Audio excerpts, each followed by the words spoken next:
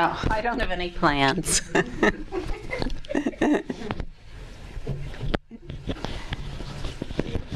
So it's up to you.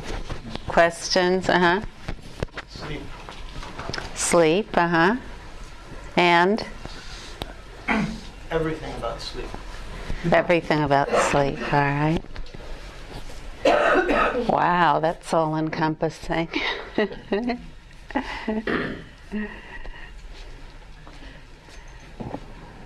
Benny? Is it question time now? Yes, Okay.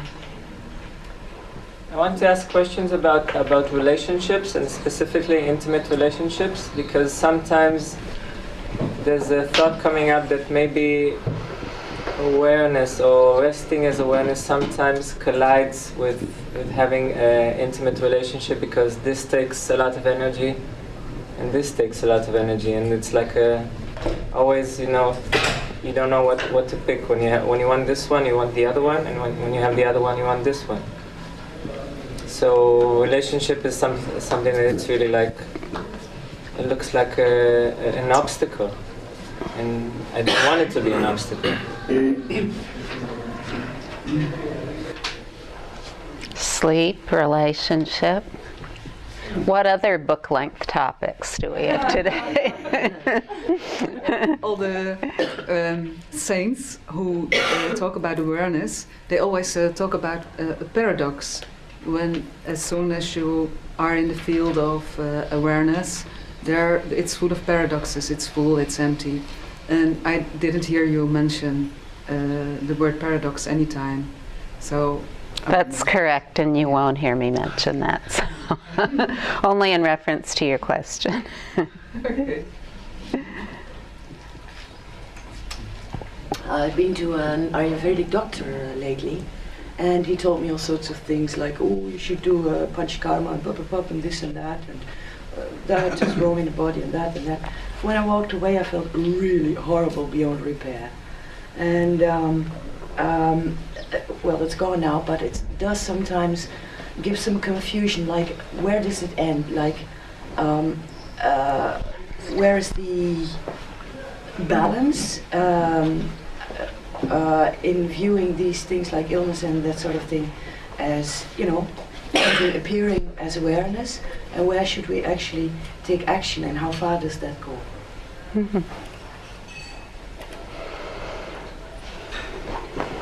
It's about a relationship and avoiding of relationships. And if I realize everything and everybody as awareness, and as a perfect expression of awareness, is there still the choice sometimes, okay, I prefer not to spend time with these people, I prefer to spend my time with them. So my specific experience is that someone in 2 days didn't appear for three appointments in 2 days, 3 times she didn't appear. Now I feel like, okay, fuck you. So a little fuck you, I feel. And still, I was wondering, okay, I still can realize her and her actions as awareness, but still there might be the choice, okay, well, you go your way, I take my way. How far is this avoidance, how far is it not avoidance? And in general, so to spend time with people, choosing and being open for everything. The question is, what is fuck you? The question is, what is fuck you? Everyone everywhere knows what fuck you means. Even me. Even elders know what that means. And have said it too. Maybe on the same line as that, your question, but just if you come in contact with someone and you don't quite vibe with their energy, like I find this quite difficult to maintain some sort of flow when you're not energetically with someone. And I just wondered, do you actually try, or do you just accept that your energies are quite different and this sort of thing? Thank you.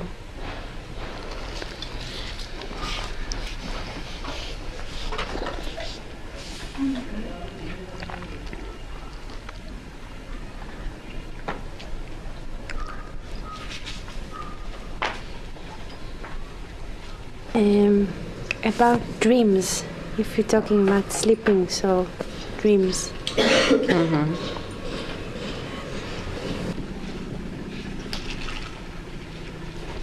Dreams and sleep, relationships, illness and paradox.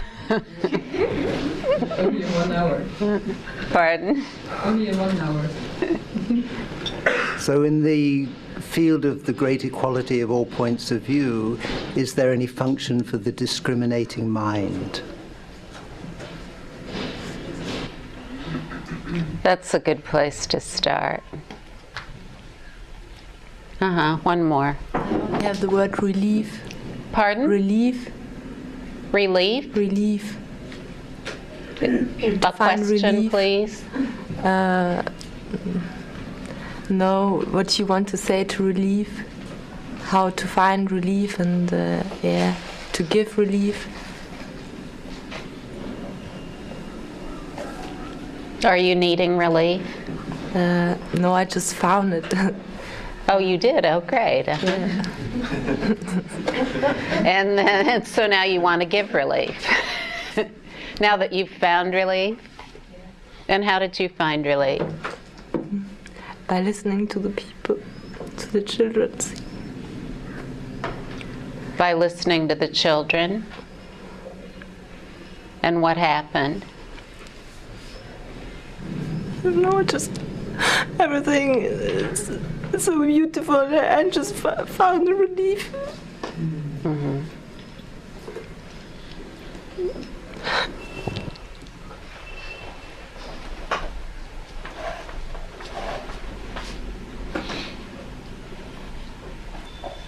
What's your name? Julia. Julia. Well, Julia, relief is a very good thing. Relief is the natural state of everyone, absolute and complete relief, equanimity in the face of all appearances. And it's important, once you've been introduced to that, to know that that's always the case, no matter what appears. There's nothing anywhere that appears that can ever appear in any way other than as relief. How old are you? 26. When I was a young woman, I sought relief too. But I didn't really know what it was I was seeking. I thought I was seeking happiness or satisfaction or maturity as an adult, or just some way of being that where I would feel comfortable and satisfied, and then in some way be able to contribute to the world too. And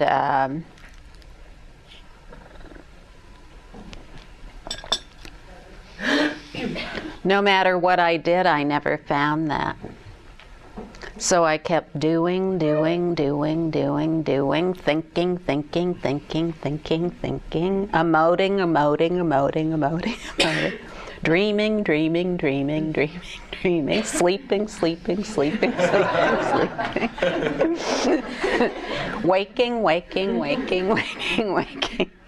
And no matter what I did, it didn't lead anywhere. And all the intellectual examination of what I was up to didn't lead anywhere either. And also relating. I looked to all of these things to somehow fit it all together and find some relief. And which to me, I didn't really call it relief at the time. I just called it satisfaction, or I didn't really have any word. I just felt that at some point I'd become an adult, and from then on everything would be okay. And then, even though I had many accomplished strategies for dealing with life, all of a sudden I was faced with something very unexpected and violent that happened to my person. And when that happened, then the entire apple cart was turned upside down. Everything that I had known to be true, safe, reliable, I couldn't rely on anymore. Because what had happened was beyond any of my strategies to do or control anything that was going on. And so then I was just flooded with all kinds of thoughts and emotions and completely bewildered, hopeless, powerless, desperate, paranoid. And I was in a state of unalterable fear, and there was no way I could get out of it. And so,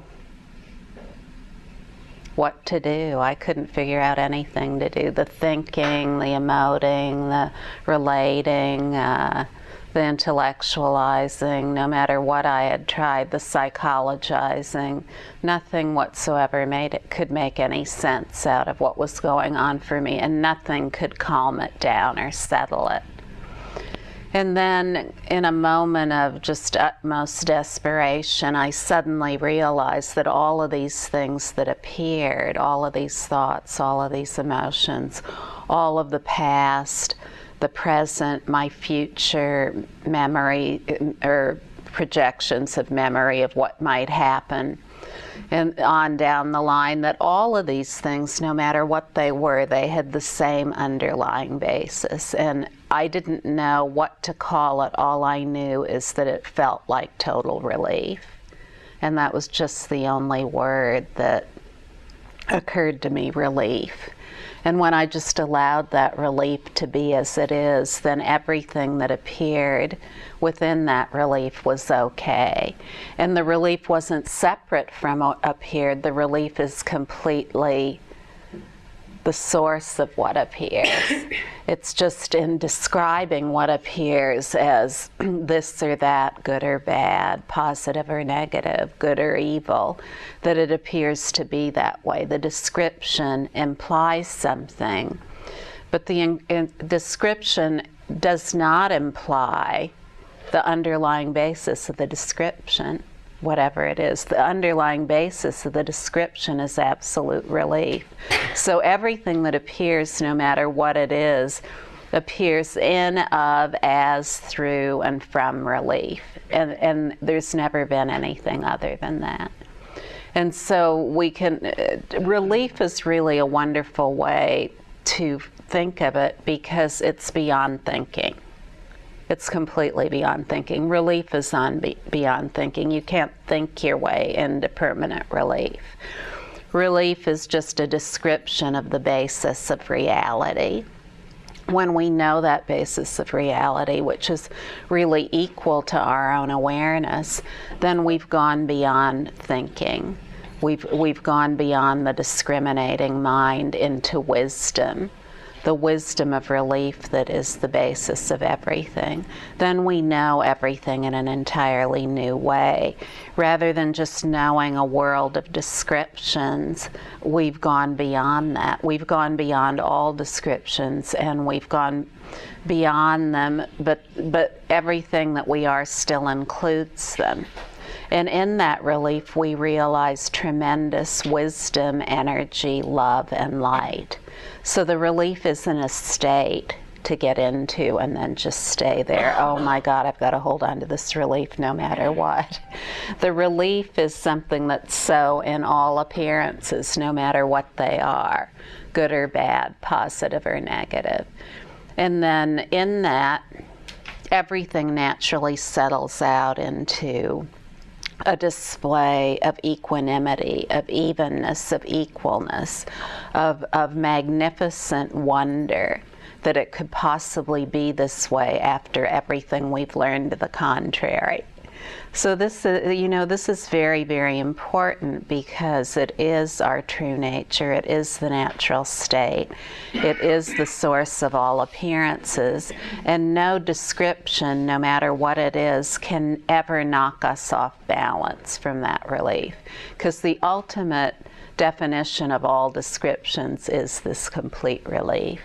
this complete relief of the naked knower that is the knower of everything, the naked knower that is the thinker of everything, the naked knower that is emoting everything, the naked relator that is relating in every circumstance. And in that, there's nothing to do. There's no pretense. There's nothing to be made up. There's no thinking to be had to arrive at any solution. There's only naked knowing, the naked knowing of direct perception in the immediacy of what's right here. Freedom in immediate perception, complete perceptual openness in all experience. And that is total relief. It's beyond the need to think about anything that happens. It's just completely beyond the need to think about anything that happens. It's the clear light of wisdom in which everything that appears is known as it is a vivid appearance of empty relief. That's all it is. Nothing that appears has a nature that's independent of that relief. There's never anything that's existed elsewhere from that relief. So in that sense, we can say that no matter what appears, it doesn't need to be changed. It doesn't need to be modified. It doesn't need to be analyzed. It doesn't need to be transformed. Relief has never been conditioned into anything, so it doesn't need to be deconditioned. If we're fooling around with deconditioning, then you see we're fooling around with an appearance. The only way to realize the unconditioned is to abide as the unconditioned. That's the only way. And there's no particular way to go about that. Whatever appears is already unconditioned, so whatever appears is the only source of the unconditioned. We can't contrive special circumstances within that and then say, oh, these are the ones that'll show me what's unconditioned. Because then we're saying, well, just these special circumstances can show me what's unconditioned, when it's all appearances that are already unconditioned relief.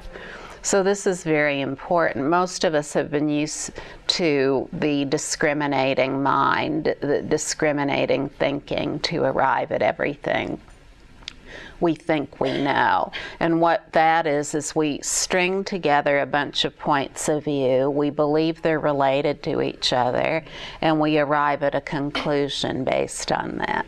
So we have this cause and effect relationship between everything that occurs. We have this thought, then we have that thought, then we have another thought, we have a few emotions, we have a few experiences, and then, wow, I've got my solution.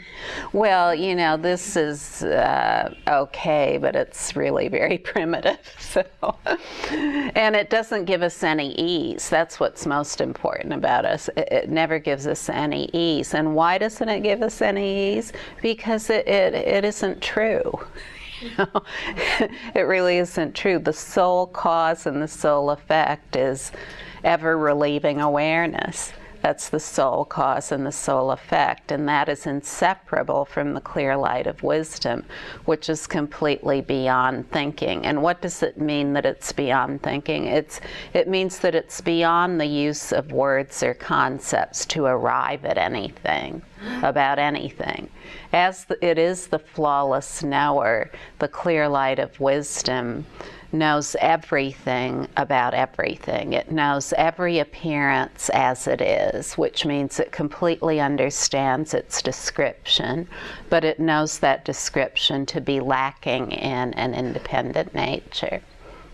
So really, when we choose to rest as awareness, just to allow that immediate relief as it is to be the case in each completely identical moment, then we realize wisdom, which is beyond discriminating thinking. Then if we ever use discriminating thinking in any way, it's seen only as a tool but not as an end in itself, because it's always wisdom that is the ultimate source. And we become so confident in this wisdom that we just don't rely on thinking at all. You know, it's completely unnecessary. as a way to go about arriving at anything. The clear light of wisdom is just that. It's clear light of wisdom awareness in which everything is absolutely equal and even. There's no separation anywhere. And so there's no need to arrive at any conclusion about anything that appears by stringing a bunch of appearances together. There's just wide open spaciousness with nothing whatsoever in the way. Complete lucid clarity, luminous awareness that has never been made into anything in every single moment. So as that is the source of everything that appears, the optimal knowing of everything that appears is in that complete ease, of awareness, not in discriminative thinking. So in that case, you could say the ultimate discrimination is awareness. In that we have ultimate discrimination, the ultimate discrimination of all-inclusive wisdom, in which there's never been any separation anywhere. There's never been any division. There have never been any lines or boundaries. There's never been anything that could be compared or set up against anything else. So this responds to the question about paradox. There's never been a paradox anywhere. In absolute evenness and equalness, the paradox doesn't exist other than as a concept. And so much better to enjoy the one-tasteness of everything as it is than apply any labels whatsoever. The moment we fall into describing paradox, then we say there's a subject describing an object called paradox. Best of all, to keep it very, very simple. To just keep it so simple. All there is the all-encompassing pure view of awareness, and that pure view of awareness includes and contains all points of view. And points of view are all appearances, no matter what they are. Thoughts, emotions, intuitions, experiences, people, places, things, whatever they are, all concepts, conventional and otherwise, no matter what they are, all words, everything. These are all points of view within the all-encompassing pure view of awareness. Sensations, but why call them a bunch of different things like I just did? Just say, okay, they're all points of view. This keeps it simple. There's no need to try to divide everything up into what's happening. Oh, there's me, and I'm having a sensation, then I'm having a thought, then I'm having a this, then I'm having a that. You see, this is way too much work. It's very difficult to ever really realize who you are, continuing to describe everything, continuing to seek something in description. Better to just relax, just allow the relief that's at the basis to be that which informs everything. Then it's very clear that this pure view of awareness contains all points of view, and it's the origin of everything, even art. I said that just for someone in the audience who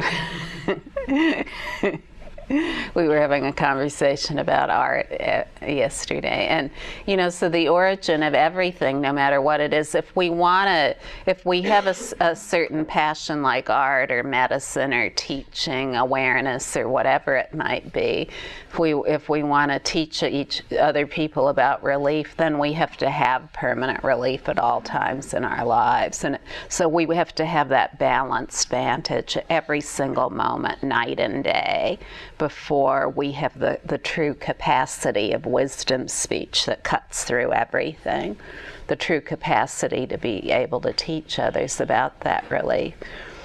No matter what we have a passion about, whether it's teaching or, in other words, we have to have gone beyond all our own points of view.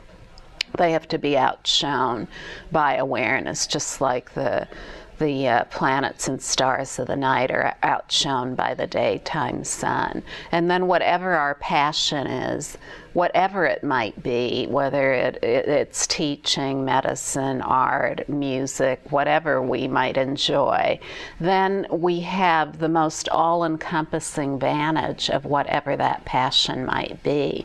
And all of a sudden we see things about that passionate field of endeavor that we never would have seen before.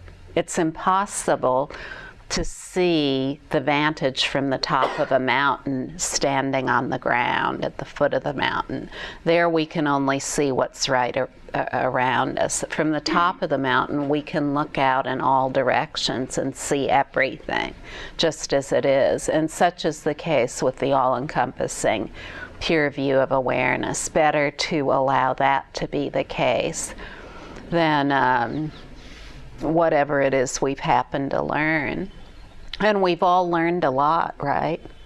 We hear so many things about everything. This one has these opinions about the appearances, another one has these opinions about the appearances, and most people have no idea what they're talking about, really.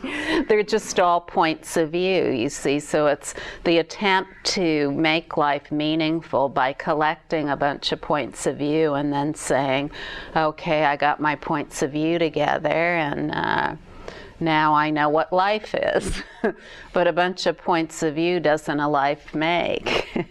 And it certainly doesn't make freedom, you know, it doesn't make freedom at all. And we can see this in ourselves because we often don't feel comfortable, totally comfortable all the time, night and day.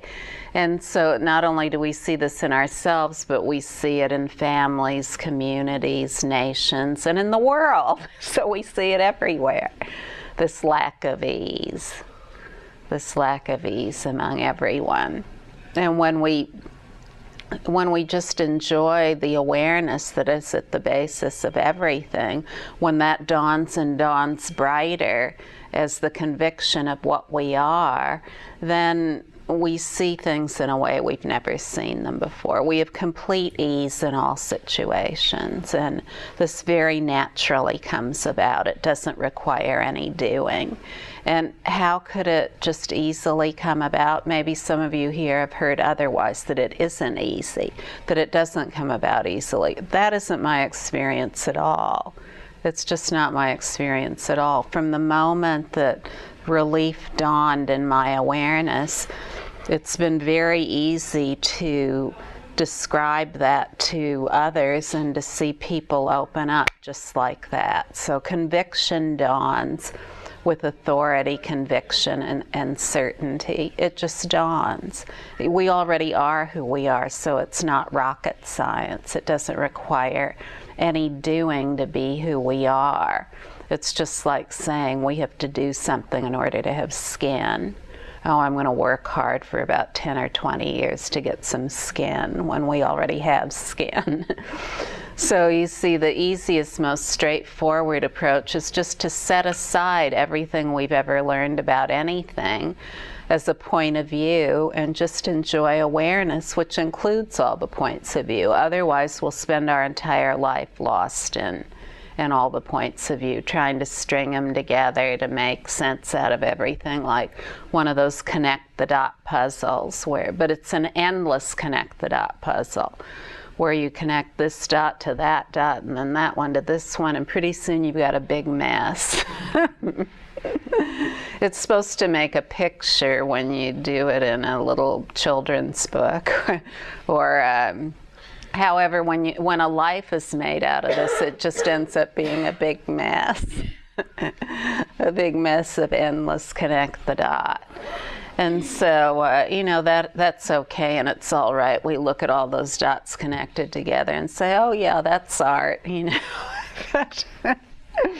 It's only art of a certain sense, you know, it's an art based on points of view. When we just allow the awareness that is the basis of all the points of view to be that we're becoming familiar with, that's the ultimate art of life right there. Then we have a clear seeing that that it is the most unique a human being can ever be. So we all want to be unique, you know, somehow. Well, in original, but the only uniqueness or originality is the uniqueness and originality of primordially pure awareness. That's the only uniqueness and originality. So if we seek uniqueness and originality in whatever our passion is, it can only come from being completely familiar with awareness night and day. That's the only place it can come from. And from that vantage, we can contribute amazing and incredible things that simply aren't possible from point of view. They're just not, because point of view drains energy. It drains energy. When we allow the relief and ease of awareness, then we have tremendous energy and vitality night and day, 24 hours a day. We can sleep or not sleep, it doesn't matter. We're an effortless font of all kinds of energy and love and wisdom. So, and you know, this is easeful and effortless, and it's impossible that it ever get tied up in convention of any kind. It leaves all convention behind, no matter what it is. It's like, oh, convention, what's that? Conventional laws that apply to all these things I've learned, well, so what? You know, there's a complete understanding of all of that and an ability to be within it all with great ease, but there's no need to rely on it. There's no need to rely on anyone's conventional descriptions of anything. It's beyond all systems, all approaches, all methods, all practices of everything. And this comes about for us in a very simple way, and that's just gaining familiarity with our own awareness in a very direct and straightforward way. In that way, we go beyond all our own points of view, whatever they are. The realization of impeccable awareness is not separate from our own points of view. Whatever our own points of view are, that is the realization of awareness. And when we go beyond those, we become a source of immediate benefit to ourselves and to others. We don't need to rely on other people to make things okay for us anymore. When we go beyond our own points of view, then we've really realized our own true nature, and we can be of maximum benefit to everyone and never get holed up in making other people feel burdened for what's happening to us. So, you know, this is just the way it is. When we know who we are, we have the capacity to love others into being, and nothing else is needed. There aren't any tricks or gimmicks that are needed. There aren't any methods or practices that are needed. Each one is given whatever is needed. Free-flowing wisdom is naturally responsive in a very direct way, in a very loving way to every single person present. No matter who they are, each one is responded to in a deeply personal way, just by the words spoken and by the energy present. Each person feels responded to in a deeply personal way. Now that's really amazing. But you see, that's what true love is. That's what complete, totally open love is. And there's never anything else that is required for loving life and living life. This is who we are, you know, it's our natural state. And so if we want to talk about energy or love or wisdom, we can't possibly know what those things are when we're living our life based on conventional points of view. It's impossible to know that. In the freedom of our own awareness, what occurs is that we just allow that awareness, the ease of that awareness, to be the case. And just within that, everything appears, and it's impossible to hold on to it. So even if we think we're holding on to it, the thought that we're holding on to it is just another point of view. There is no special entity of any kind, like an ego, an individual self, a personality, or anything that is holding on to anything. The ego, the personal self, all these are just points of view too.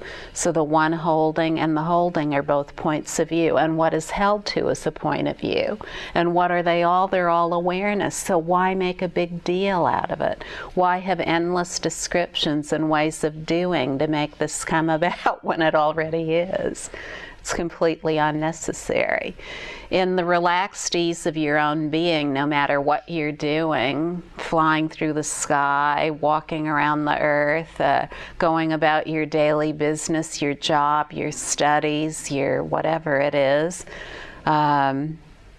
just allow everything to be at ease, and that's simply to relax the mind into its wide open spaciousness without the need to hold to anything. The holding to things as being real in themselves, it's just something that's learned. It's a learned way of being, that's all.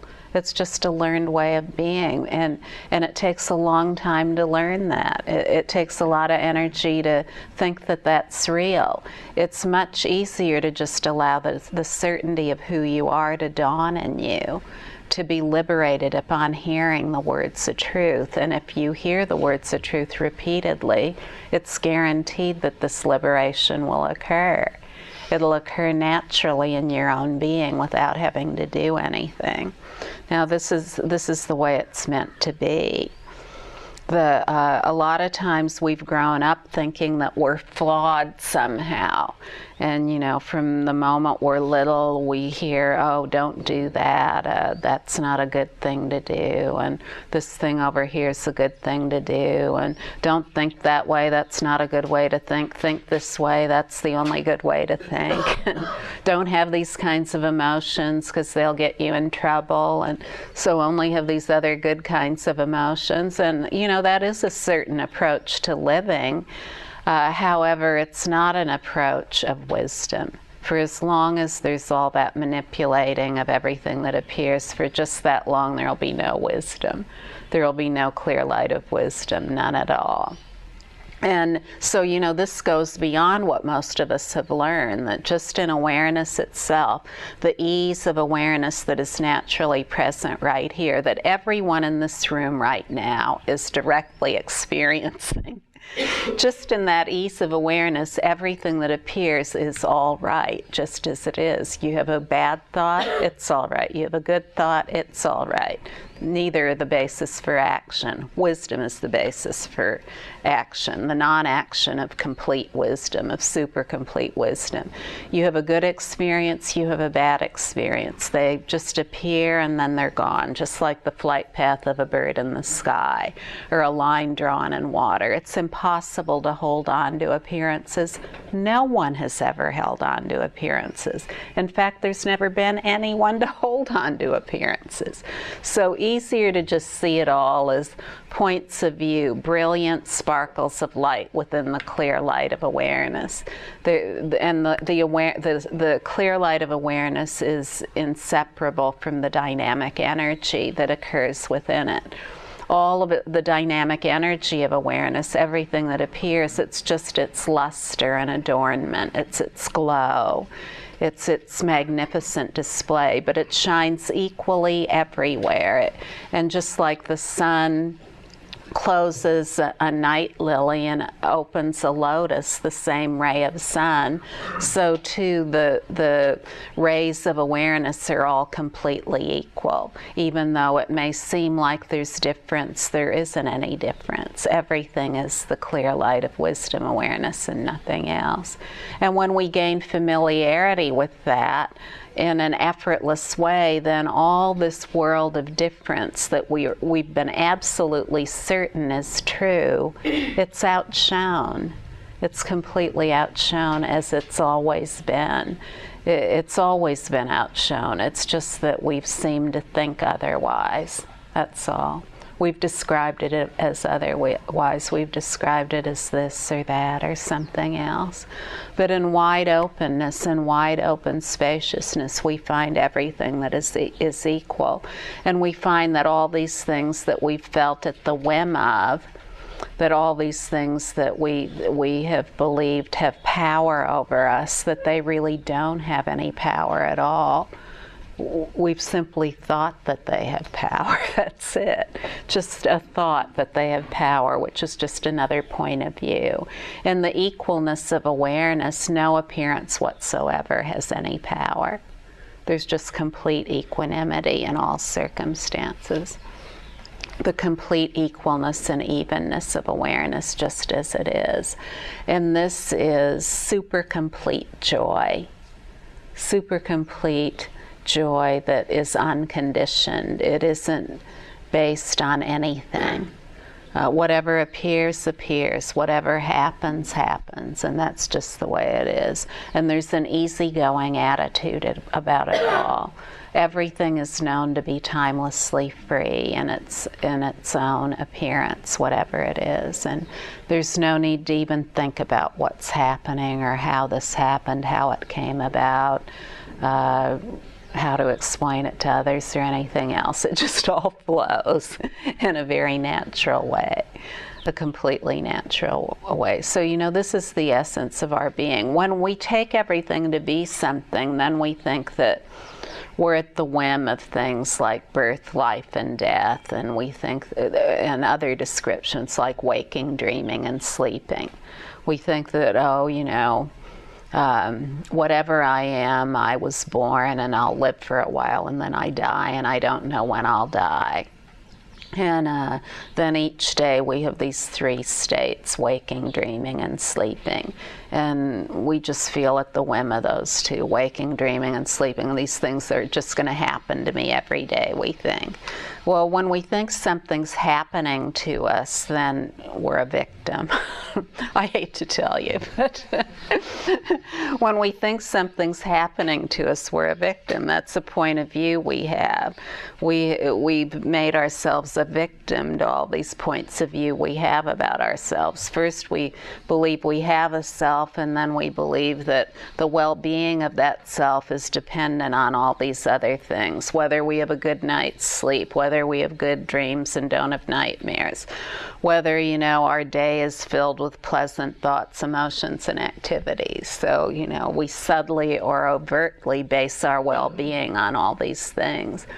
But when we begin to enjoy the all-encompassing awareness, the relief of which is the basis of everything, then we start to see that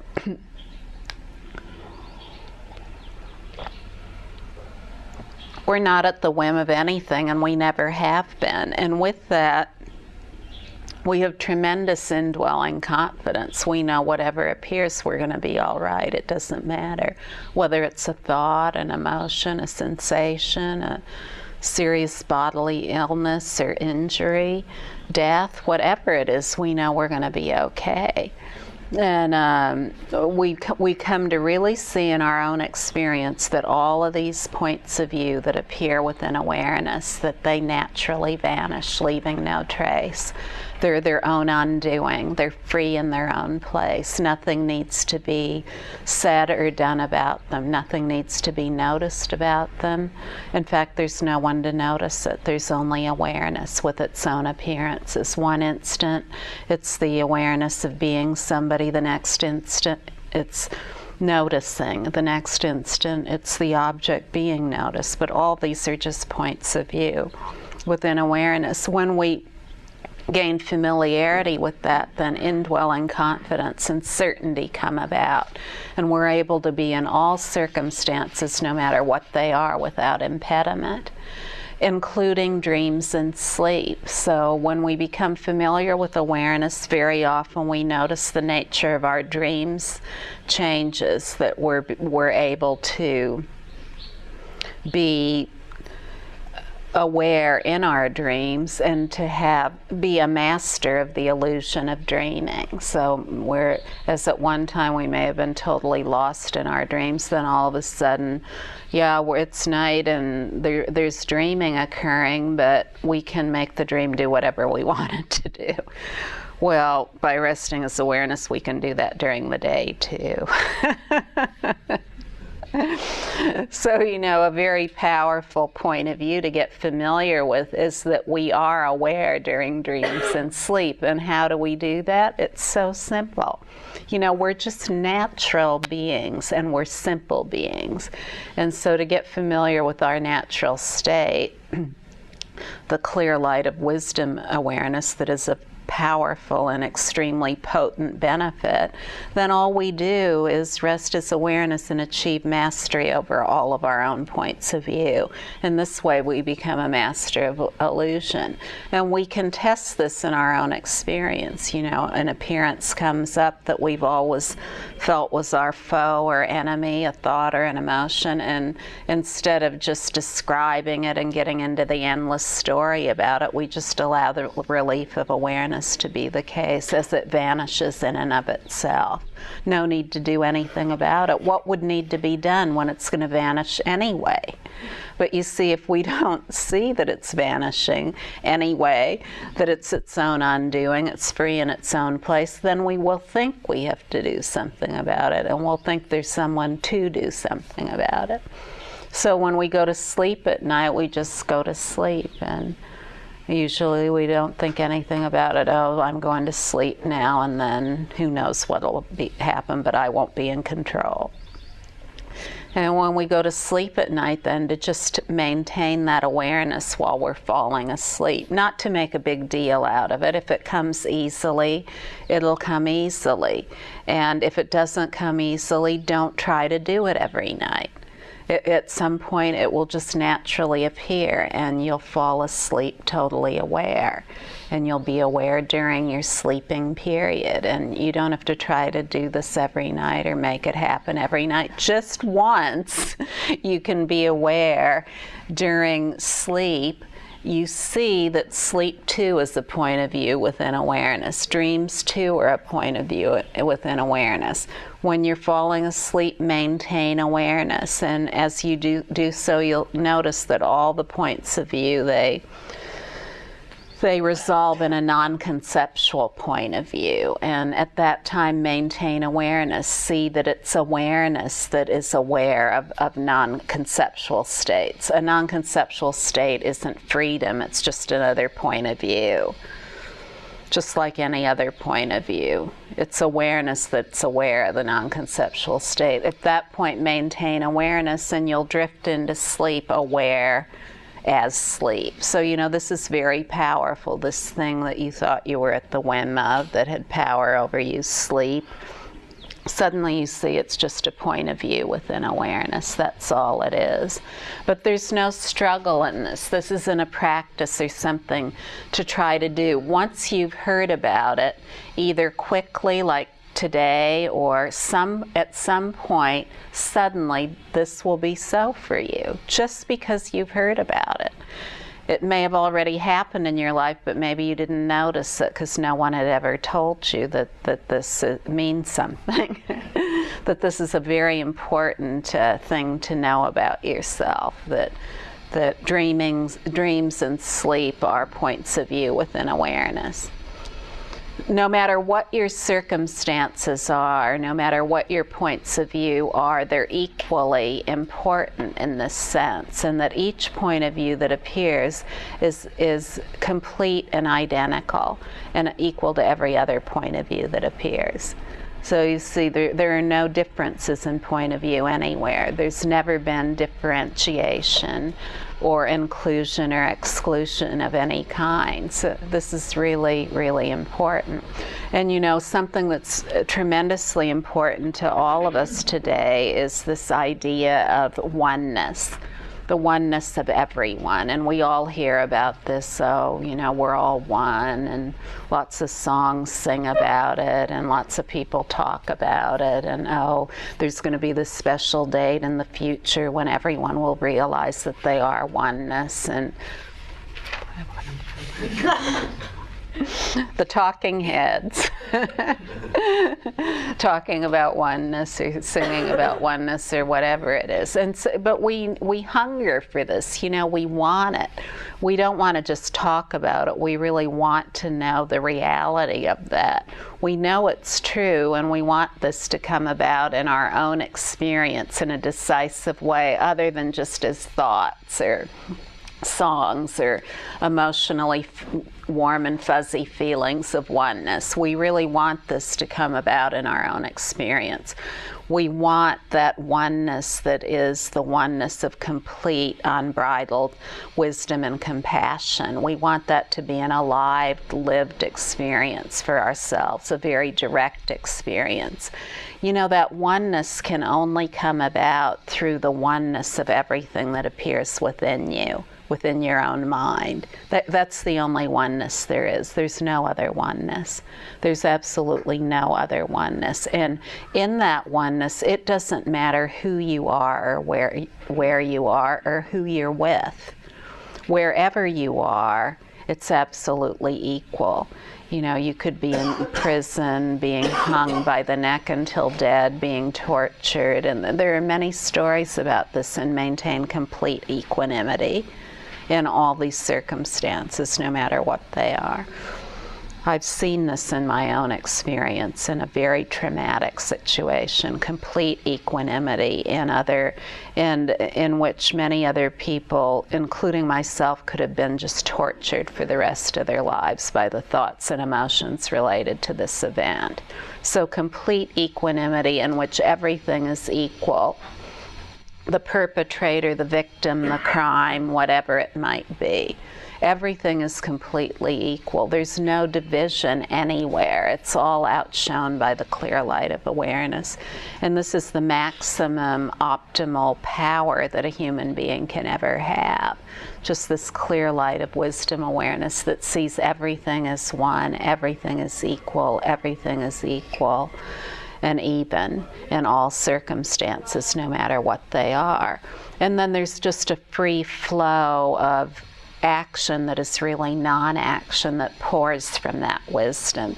It pours from that wisdom in an effortless way. And so sometimes, you know, people may assault you and throw rotten tomatoes at you, and you'll just stand there. And the other times they might do the same thing, and you'll just walk away and say, "See ya." Or, you know, who knows what it'll be, but you'll know what to do. And whatever you do, it's okay. And if you think a thought like "fuck you" or whatever it is, it's just another point of view, you know. It's not a statement about anyone or anything. It's just a point of view that's equal to every other point of view. A lot of times people think they're going to realize wisdom awareness, and then they'll never have the thought "fuck you," or they'll never say the words "fuck you." Well, this is just more splintering, more fracturing, more fragmenting of everything into something.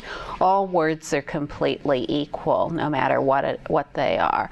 And it's in that moment when your mind rages with everything you've never wanted to say, "Fuck you, you total idiots, I can't stand living," whatever it is. I'm going stark raving mad because all of these thoughts and emotions I'm having, and all of a sudden you're flooded with every fantasy you've ever had of doing harm to people, or sexual fantasies that you've been trying to hold at bay and never think about again. They're all flashing through your awareness, and you're just totally laughing. You're rolling on the floor in laughter because you realize that all of them are completely equal. All these things that you've selectively been trying to hold out from relief and from, oh, the pristine niceness of awareness. Well, you know, then there they all are. And you see, unless you have a teacher who's gone beyond all that, then you're out of luck. Because if you don't have a teacher that's gone beyond all that, they're going to tell you you're nuts. And something's wrong with you. But there are teachers who have gone beyond all that. They've gone beyond all their own stuff, including these wild and woolly things that come up at some point. When you start to rest as awareness, then you grow in gaining familiarity with that. And as you gain familiarity with that, the indwelling certainty and confidence come about. At that point, it's like being on a rocket ship. You're on the rocket ship and the door is closed, and not as only is the door closed, but you've been jettisoned into space, and there's no way of going back. There's no way whatsoever of going back. So you're in your rocket ship, you're moving at an unbelievable rate of speed, and you have no idea where you're going or how you're going to get there. But you know you're prepared because of the indwelling certainty and confidence. And so you're on your rocket ship moving at this high rate of speed, and this is when, boom, all these things happen that you never thought could possibly happen in this pristine awareness that you've been maintaining for however long a time. And so, you know, but this is all organic and it's wonderful. The great equalness of everything as it is means just that. And the only way it can be realized is in your own experience, not in philosophizing, oh, everything's equal, okay, well, A plus B plus C equal. You know, it's not like that, folks. It really isn't. It's your own stuff, whatever that is. That's all you've got to work with. So when you find yourself going bonkers, and then, you know, if you can't laugh about it, then come and see me. Or call the Great Freedom number, write us an email. You'll get support right away. Because it will happen. To be totally free and to realize that everything is timelessly free is to encounter everything about yourself, no matter what it is. It's only in that direct encounter with everything as it is that true sanity is found. True sanity is in a process of selection. You know, saying, oh, this is what's sane about me and this is what isn't. That's prison. That's prison. As long as you continue to see yourself as flawed in any way, that's prison. That's some kind of a prison, is these flawed things about you and then this wonderful part about you called awareness. They're not two. So at some point this must be realized that all of these things have no power, and that is realized in a very direct way, not in thinking about it. You're in the rocket ship, you're moving at a high rate of speed, you're completely beyond everything that's ever been labeled in every way you've ever known anything. And this is when it all falls apart and comes together simultaneously, and then this oneness, total oneness, is realized. And that is wisdom, and that is the only source of free-flowing compassion. It's only when you see all these things to be so about yourself that everything you've ever thought, every emotion you've ever had, everything you've ever done, all the antisocial things you've ever done, all of the sexual indulgences or fantasies you've ever had that you don't want anybody to know about or you can't even bear to think about, all of the ways you've been forever and always, they all flash through you and they're all seen as absolutely equal. That's how compassion opens up. Until then, there's no compassion. And even if you've cultivated a little bit of compassion, it's just another point of view.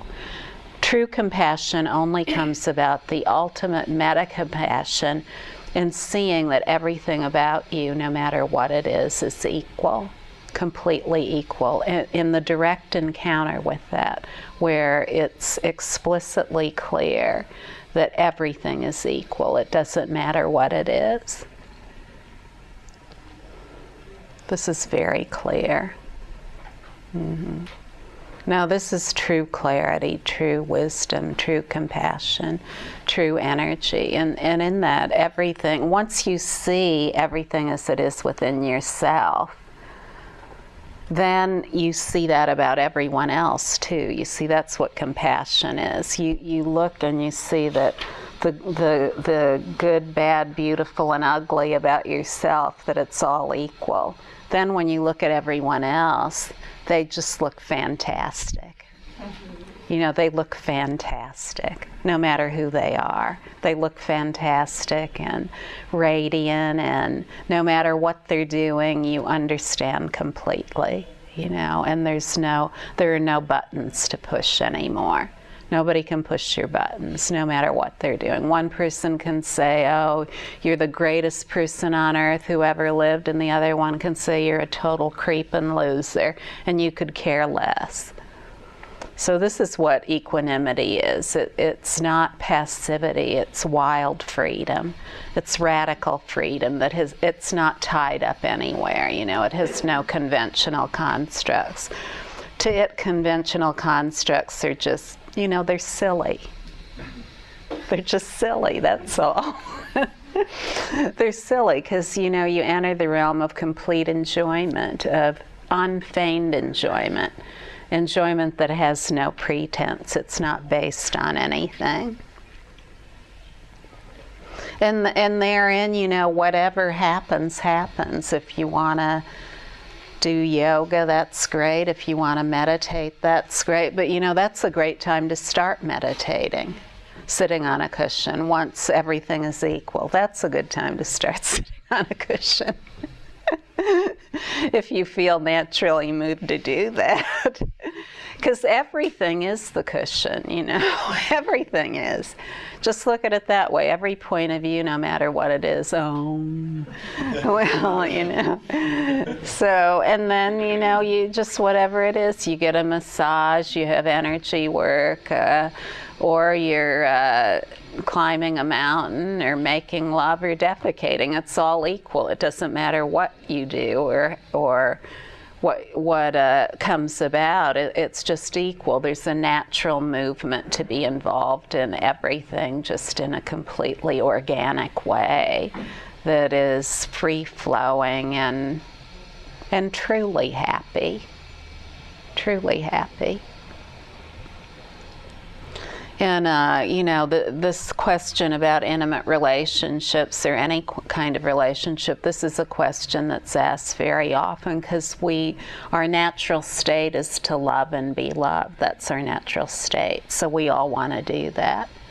We all want to love and be loved. But you see, the only way to truly love is to enter this completeness of the total love of oneself, which is pure being, which is all being, which is that love that allows you to be with everything about yourself just as it is without needing to change any of it.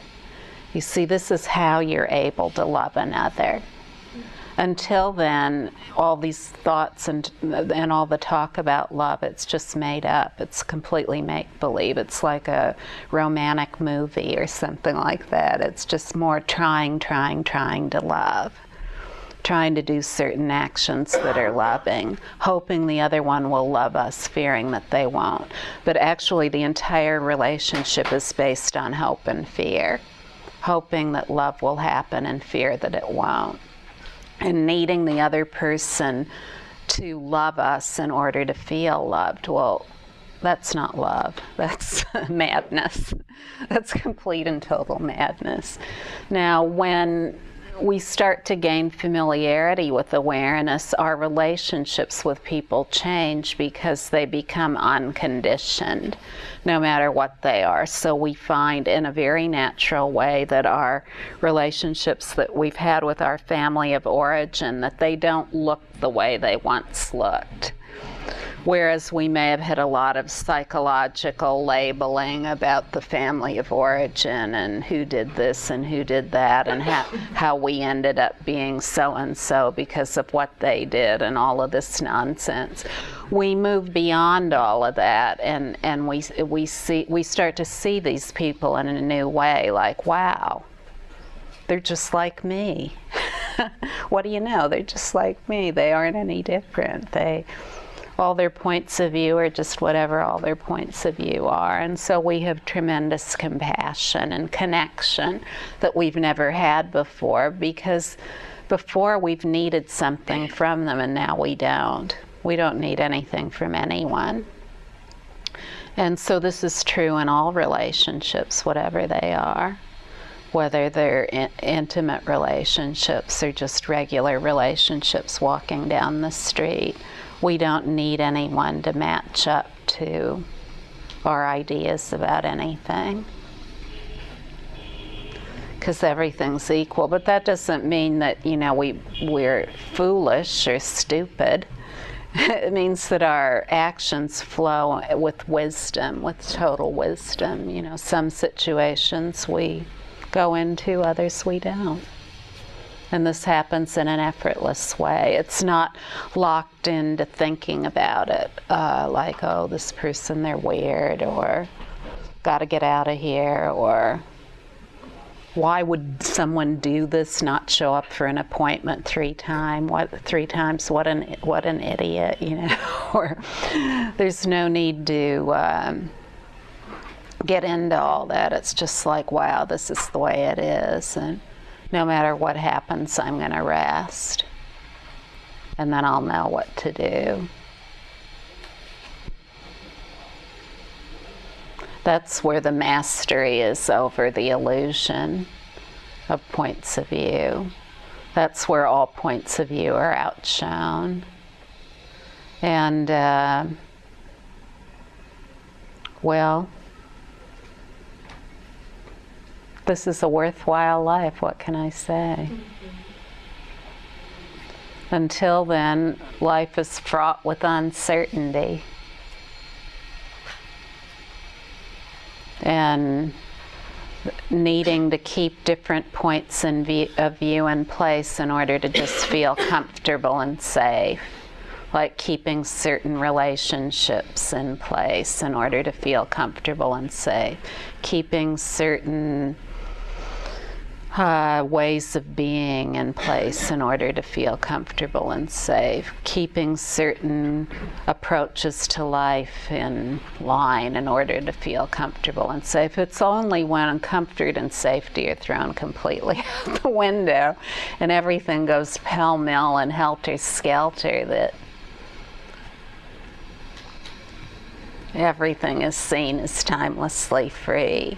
So, you know, a lot of times if we've been intensive spiritual practitioners, we think we're going somewhere gradually and that all of these things are being renounced or left behind in some way. As long as we're thinking that for that long, we will avoid completely timeless freedom, because there will be a point, no matter how much practice you've done, and every great being who has ever lived, all those who have achieved the potent powers of the clear light of wisdom say the same thing. No matter how long you sit on your cushion and in meditative absorption, at some point the shit's going to hit the fan. Everything's going to fall apart. Now that's a very graphic description, isn't it? That means there isn't any control. Everything's flying all over the place that you never wanted to fly all over the place. And then what then?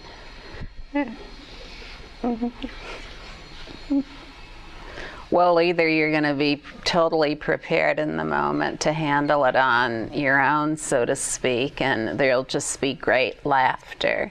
And this is described in all of the great tradition, indestructible laughter, the unchanging laughter of the basic space of everything as it is. That this is how we see that everything is equal, that the greatest being who ever lived, their awareness is equal to the most wanton killer who ever lived. And so all these thoughts start to occur to us, no matter what they are.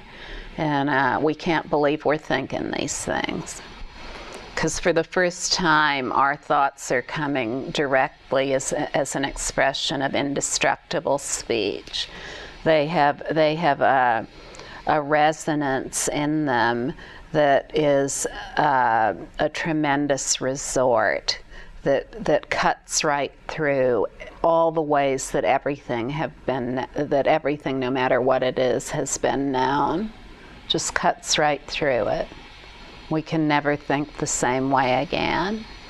So this only comes about when things go pell-mell. And if someone tells you that isn't the case, they just haven't had their day yet.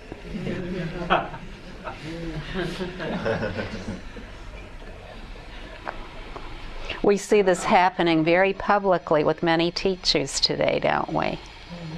All of a sudden this happens and whoa. Well, so sometimes when that happens, if we've had good instruction, then we're prepared. And we can either just be with it and laugh and, well, you just won't believe what'll happen, but at the time you'll either know what to do or you won't. And if you don't, then it's time to rely on your teacher, because that's what the teacher is there for. They're there to support you in this ultimate moment. They're going to know what's happening when all the confines of concepts are completely shattered. So we've all heard about this, letting go of belief systems and assumptions, the shattering of all concepts. Well, this is what it means, the shattering of all concepts. It isn't like we take a teeny weeny hammer and we smash the word concepts. It's not like that. It's wild and energetic and free and beyond anything that could ever be imagined. So if this hasn't occurred for you, get ready.